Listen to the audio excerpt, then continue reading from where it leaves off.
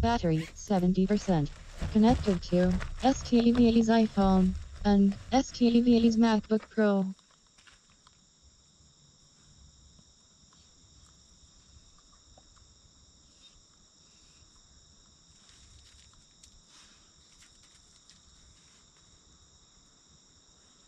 Power is always in the present moment. A great obstacle for achieving a vision or any success is to have an excessive attachment to the outcome. That's a huge hindrance. In order to achieve mastery in anything, you have to focus your mind and you have to enjoy what you're doing for quite some time before power flows into what you do.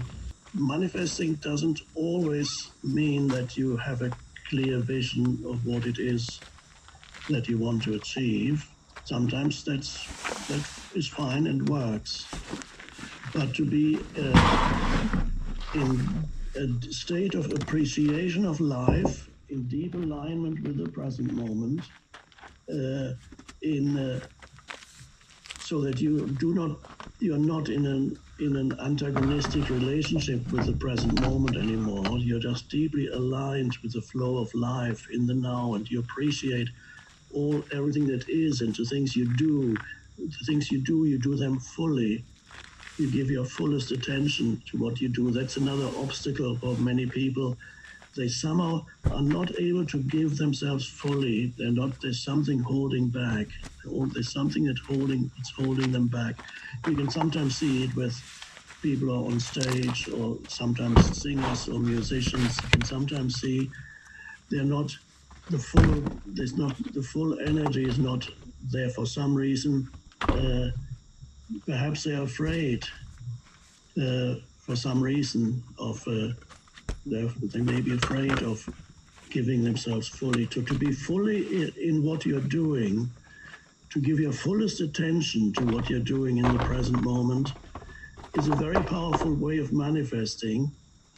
But whether or not you have a vision that you project and you feel it's already happening, the vision can only work if you continue giving your fullest attention to the present moment and to enjoy the energy of what it is that you are producing in the present moment. That empowers the vision. The vision is always, the point of power is always in the present moment.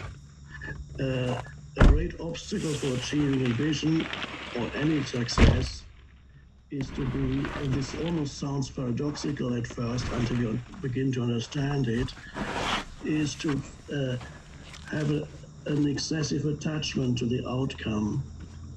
That's a huge hindrance. Now you might think, well, if I have a vision of what it is I want to achieve, would it not be natural for me to be attached to the outcome that I want to get here? I want to reach millions of people with my music, and I want to make millions of people to feel better by listening to my music, perhaps to get a glimpse of presence by listening to my music. It's a great vision, but the mastery of this lies in not attaching yourself to the vision, so that you lose consciousness in what you are doing, and it gets dissipated into the vision, which ultimately is a mental thing. The point of power is always in the present moment. Excessive attachment to the outcome, I would almost say any real attachment to the outcome, weakens your ability to manifest. So you can hold an outcome in your mind and then return to, I give the example of a pilgrimage. Let's say you're on a pilgrimage. Life could be regarded as a pilgrimage or journey. And you know where you're going. You want to go to whatever it is. You pilgrimage to a holy site. In medieval times, there were pilgrimages to Rome and other sacred places. You pilgrimage to Mecca, pilgrimage in Spain. You can go on this pilgrim trail in northern Spain to Santiago de Compostela, and you walk for many, many days. Now, the very purpose of pilgrimage is to bring about a transformation of who you are, transformation of consciousness. The arriving is relatively unimportant. Arriving at your destination is just a short moment and there you are. But the journey is, how conscious are you of the step you're taking at this moment? If you're excessively attached to the outcome, which in this case would be your destination, then you're mentally, you already want to be there. That takes away from the quality of your step at this moment. Now, the step stands, it's an analogy for whatever it is you're doing at this moment.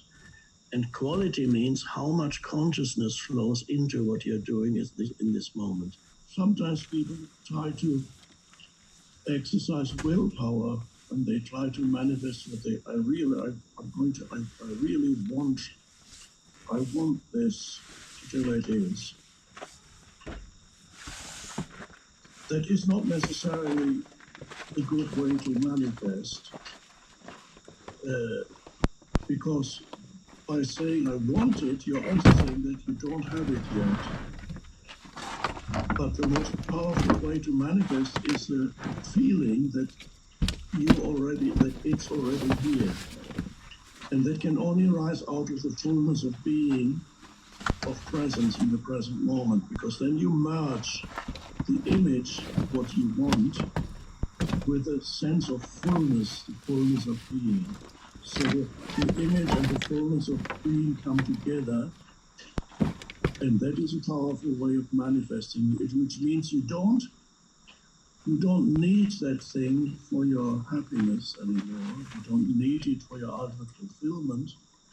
The most powerful way to manifest is to regard it as a play or a game of life, the play of life, of manifesting. Then there's also a sense of detachment from the outcome.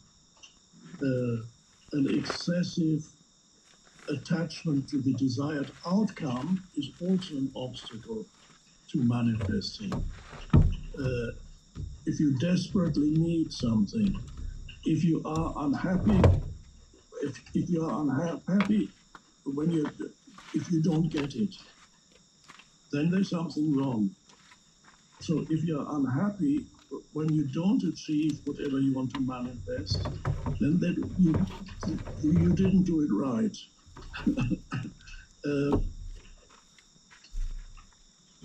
So there needs to be a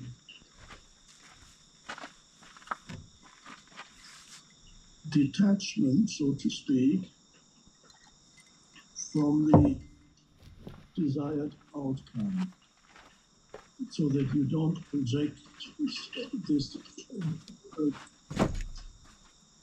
whatever you want to manifest doesn't become a future projection, but whatever you want to manifest needs to be realized as already existing on some level in the unmanifested. That's why Jesus said, I always go back to Jesus, because whatever you want to learn about manifestation, just read what he explained it all in very simple words. He said, whenever you pray for something, believe that you have received it and it will be yours. That's the entire secret of manifestation right there. And the importance of the words are not believe that you will receive it, because then there would be too much wanting. I want this, I will get it. No, he said, believe that you have received it and it will be yours and it will be given to you. So the believing that you have, in other words, it's already there. And you can, and how does that happen? How does it happen when you know, when your senses tell you that it's not there? Let's say you live in a trailer. There's nothing wrong with living in a trailer. I love trailers. But let's say you live in a trailer, but you want a nice house. Okay, Your preference would be a nice house, but are you unhappy in your trailer? Or you appreciate being in a trailer and you can hear the pitter patter of rain on the roof? Well, I can hear it now. I'm not in a trailer. I can still hear it from the window pane. So in a trailer, but you want a nice house. Okay, where is the house? Well, because you look around, it's not here. I'm living in it. Are you creating some kind of dissatisfaction by telling yourself a story? This is what my life has come to. I'm reduced to living in a trailer. I need to get out of here. This is all disempowering. All those narratives, telling yourself stories that's not good enough, all very disempowering. Yes, your senses are telling you that you're not living in a nice house, you're just in a trailer. But it's fine for the present moment. So where's the house? The house is in your imagination, in your mind. Maybe you visualize it, or maybe you have certain verbal affirmations that you have a lovely house that you live in, and then the visualization and the verbal affirmation